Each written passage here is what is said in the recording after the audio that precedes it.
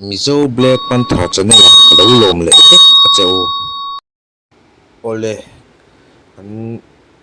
langkhar riau maya chu ma chuanin current update le zuayanga ki kan video a kan muang kianin kan unau volunteer ten an mamo sang sang tuak nan te khian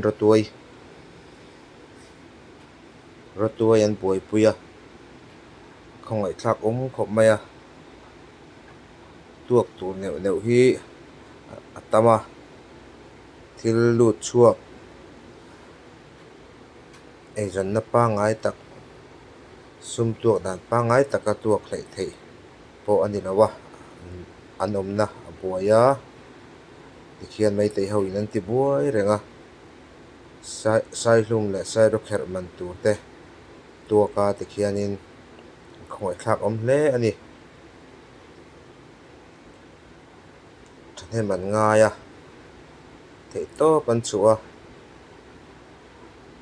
tikhianin an duty na hmuna an ei le in man tur te le thil poimo sai hlum man tur te po ani ang khang tiang zong kha tikhianin an ngai tu alo ngai ta ania chu bang chuan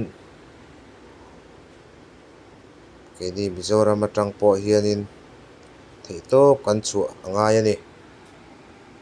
ole tukin singda sari borvel khan kan unau te pathum hi meite hawin kong laka lo ambusin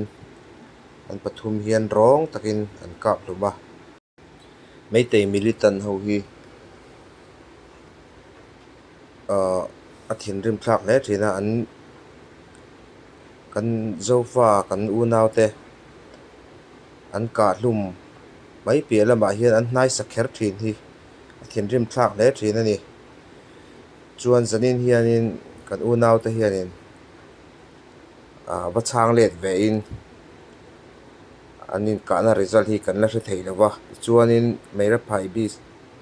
phai bi te po khanin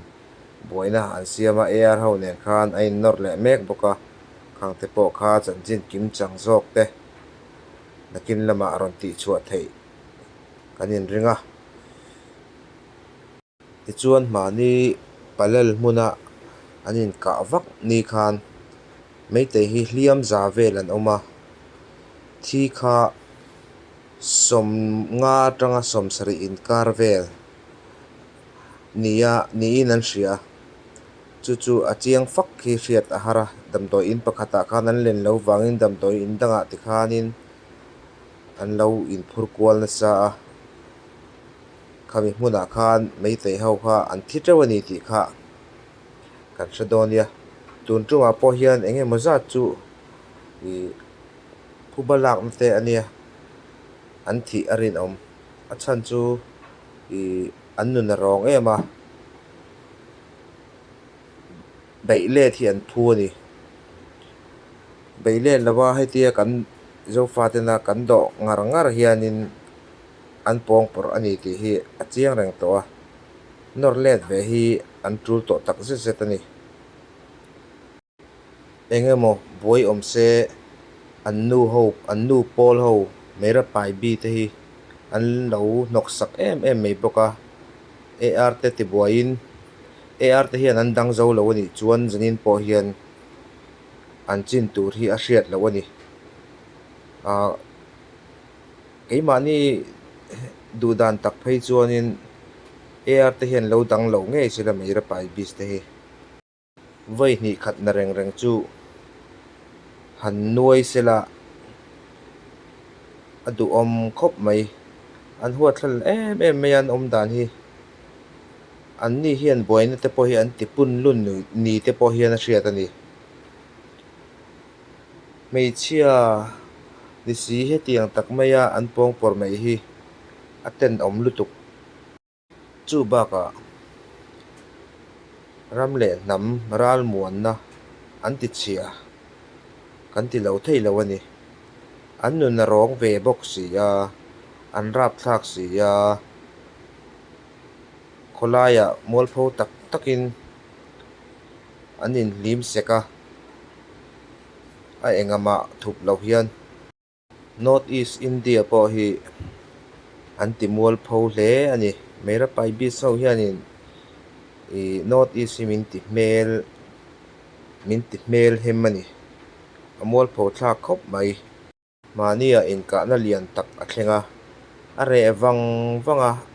chun lampanga chuan engemaw boina neuh chu ama silai ri tak kha a om le lok lova zanin atang tukin zing atang khan mei tei ho bokin a ron tran le ta kha ania ni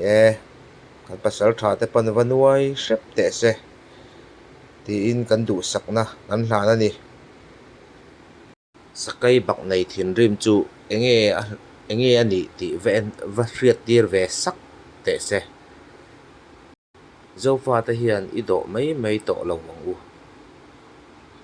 an pawng por zel ani chin tok hian nei lo video le a chanchin kim chang zokin karon puang do nia tuna hian chanchin pa ngai tak po ani lowa amaro chu zanin in ka na chanchin te zanin in ka na silai ri a omani ti kha viewers te hriata karon puang zar duwa chuwang chuanin video karon da lut le lok ani ole chanchin thar kan nei le vele kim chang kan hriat vele karon upload le donia min lo ngai chang le vek doni o chuan ka channel la subscribe lo te hian min lo subscribe vekula view le a like te share te kha min lo war sakula chuan comment ate po khanin ngai dan te ran sei thin donia